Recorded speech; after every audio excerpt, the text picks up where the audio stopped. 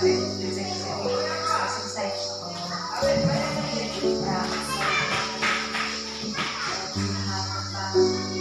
Masalah yang saya hadapi selama ini bersama adik-adik saya, teman-teman saya.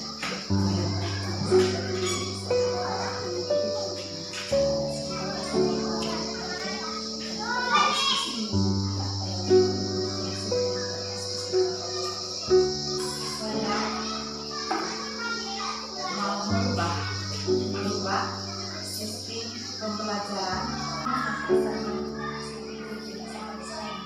dari semua hal yang terjadi dengan siswa di kelas, yang saya rasakan yang pertama, saya rasa prihatin. Mungkin cara mengajar saya tidak bisa diterima oleh siswa saya, tetapi saya juga periksa ke diri sendiri. Ada beberapa siswa yang bisa, terus hanya siswa yang itu saja yang tidak bisa berubah. Saya koreksi diri sendiri, apakah cara mengajar saya, metode, media yang saya berikan selama ini apakah kurang atau tidak sesuai. Tetapi saya juga melihat ke diri saya sendiri, ada siswa yang bisa, di mana letak kesalahan.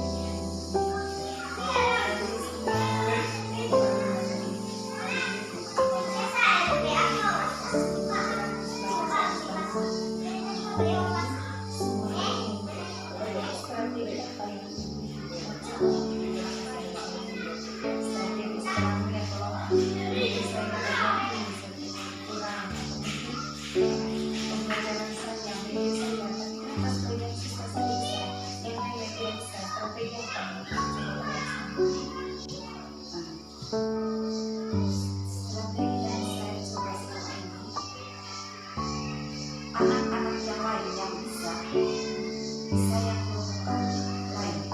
Saya fokus dengan anak-anak yang tidak bisa, bukan kurang mampu, mereka mampu, tetapi mungkin mereka gugup menyampaikan apa yang ada dalam diri mereka. Terus saya membimbing mereka satu persatu. Mana yang belum mereka mengerti, misalnya mereka belum bisa membaca.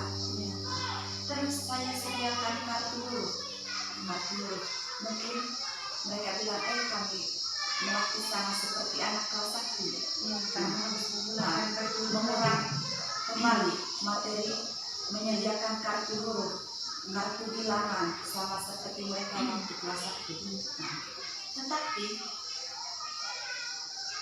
pada saat saya membimbing mereka bisa selama hanya satu, tetapi waktunya cukup lama sekali. Menurut saya itu 1 minggu itu cukup lama, hanya untuk melatih kartu huruf dengan kartu bilangan.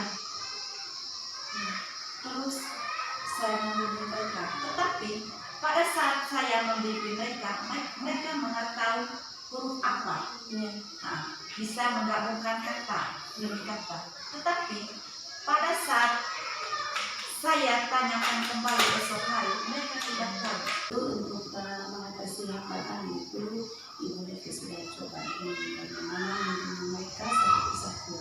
Tapi jika esoknya ditanyakan lagi, mereka tidak bisa jawab. Menurut Ibu Devi, kira-kira apa yang membuat mereka setelah ini kembali ke rumah dan besoknya itu tidak bisa melihat lagi? Menurut saya mereka tidak.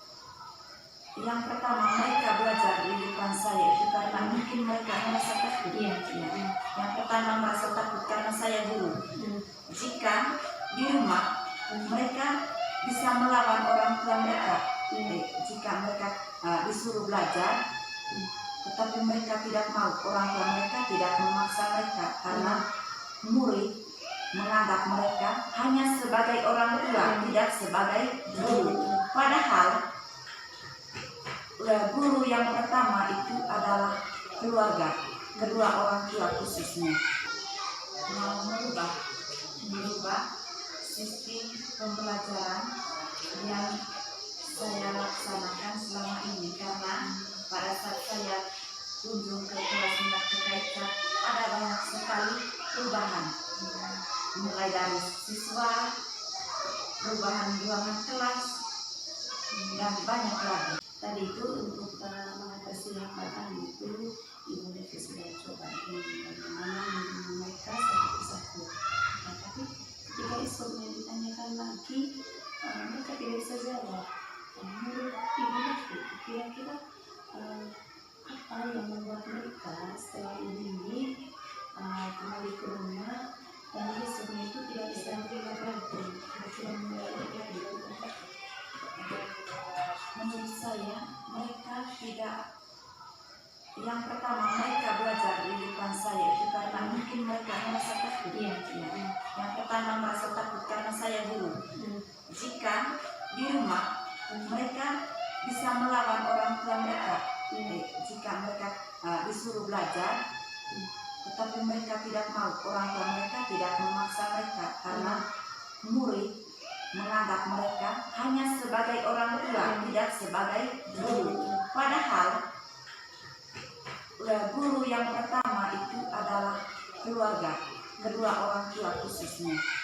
Baik, dari semua hal tadi Ibu sudah menceritakan bahwa ketika dibimbing mereka seperti itu, setelah itu mereka lupa lagi. Kemudian bagaimana kita mencarikan anak-anak tertentu sebagai fokus.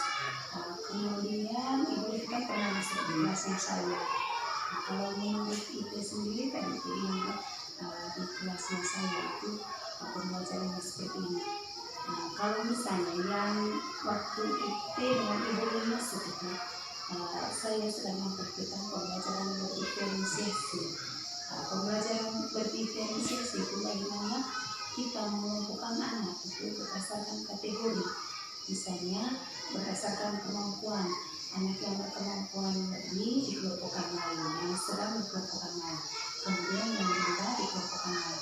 Dan nanti yang menjadi utama kegiatan itu anak-anak yang dikelompokkan rendah, yang itu bimbingan. Mereka mungkin itu bagaimana setelah ini melihat itu dan ketika menghubungkannya dengan situasi yang sekarang, ini apa pikir atau seperti apa?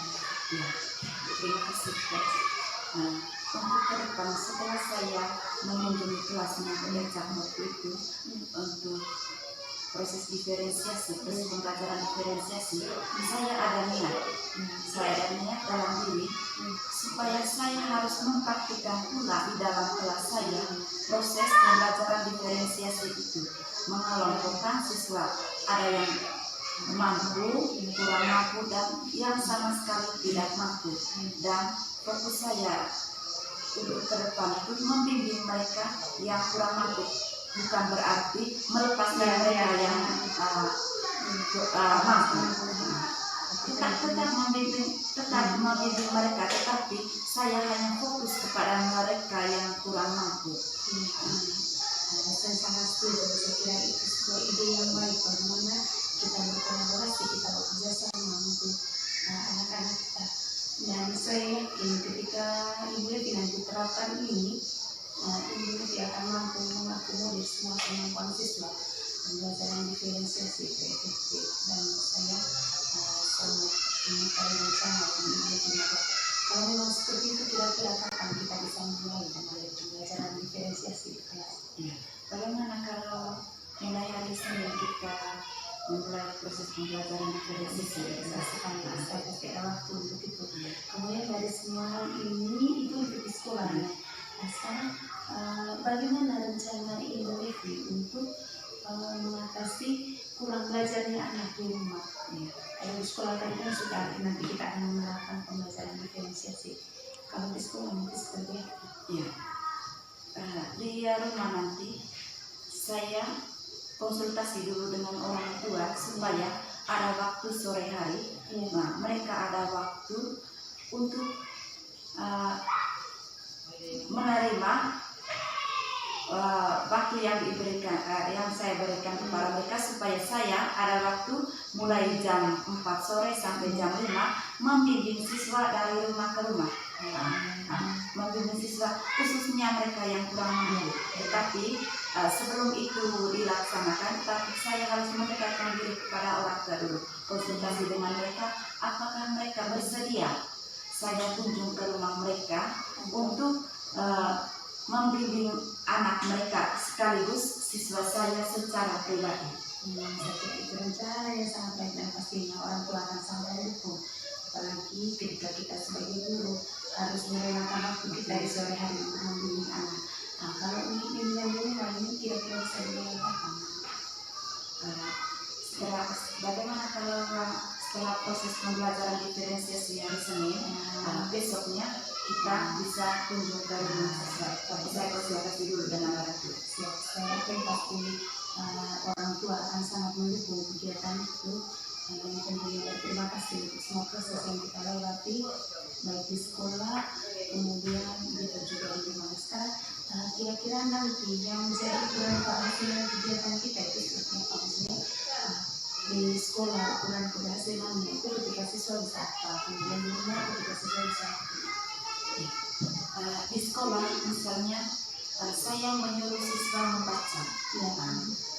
Membaca. Mereka bisa membaca teks yang saya berikan karena dalam bahasa materi bahasa Indonesia banyak sekali teks bacaan. Nah, itu yang pertama.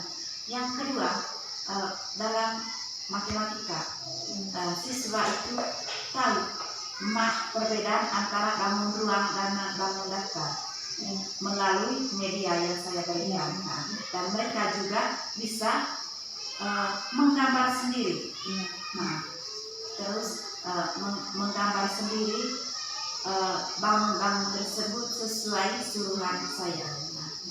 Yang berikut itu di rumah, apa yang saya ingin capai di rumah. Ketika saya memberikan tugas kepada mereka, mereka bisa mengerjakan tanpa bantuan orang tua, tanpa bantuan kakak. Ya, tentunya setelah melewati proses itu berarti saya sangat setuju bahwa ukuran keberhasilannya seperti tadi bagaimana pembelajaran diferensiasi itu ada diferensiasi konten, proses dengan produk.